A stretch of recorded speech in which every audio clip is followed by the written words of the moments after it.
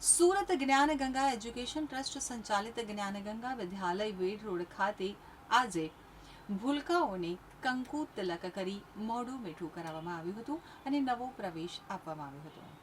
શૈક્ષણિક વર્ષ 2026-27ના પ્રવેશોત્સવમાં બાળ ભવનના તમામ વિદ્યાર્થીઓને કંકુ તિલક કરી મોઢું મીઠું કરાવ્યું હતું. નવો પ્રવેશ મેળવનાર વિદ્યાર્થીઓના શિક્ષણ જગતમાં પ્રથમ પગલાંને કંકુ પગલામાં કંડારી તેમના નવા શૈક્ષણિક વર્ષની નવલી શરૂઆત કરવામાં આવી હતી.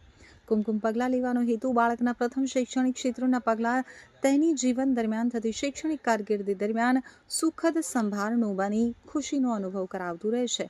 વિદ્યાર્થીઓને ખંજરીના તાલે જોડકણા તથા ગીતો ગવડાવવામાં આવ્યા હતા.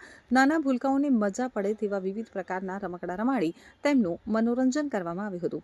ઇન્ટરેક્ટિવ પેનલ પર મોરલ સ્ટોરી તથા જોડકણા જોઈ અને ભૂલકાઓ આનંદિત થઈ ગયા હતા. શાળાના સંચાલક નવનીતભાઈ ગોપાણીએ બાળકો શ્રેષ્ઠતમ કારકિર્દી બનાવે તેવી શુભેચ્છા પાઠવી હતી. તો શાળાના આચાર્ય કેતકીબેન નાયકના માર્ગદર્શન હેઠળ પ્રવેશોત્સવની સુંદર ઉજવણી કરવામાં આવી હતી. જ્ઞાનગંગા વિદ્યાલય વેટોડ ખાતે આજે વર્ષ 2026-27નો પ્રથમ દિવસ નાનકડા ભૂલકાઓ બાલ ભવનના નર્સરી જુનિયર સિનિયરના નવા પ્રવેશ લેનાર વિદ્યાર્થીઓને પ્રવેશોત્સવ નિમિત્તે કુમકુમ તિલક અને કંકુ છાપ લઈ આજે પ્રવેશોત્સવ મનાવવામાં આવ્યો. આ કુમકુમ પગલાની છાપ વિદ્યાર્થીઓના જીવનમાં શિક્ષણ ક્ષેત્રે એનું પ્રથમ કદમ ખૂબ જ યાદગાર બની રહે એ માટે વિદ્યાર્થીઓને લેમિનેશન કરીને આપવામાં આવશે.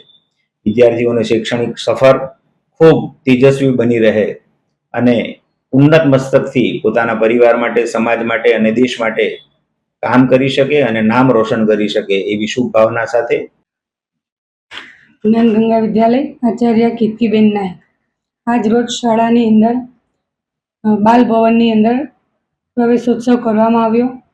તમામ આવનાર બાળકોને કુમકુમ તિલક કરી તેઓના કંકુ પગલાં લેવામાં આવ્યા અને બાળકોને મોઢું મીઠું કરાવ્યું.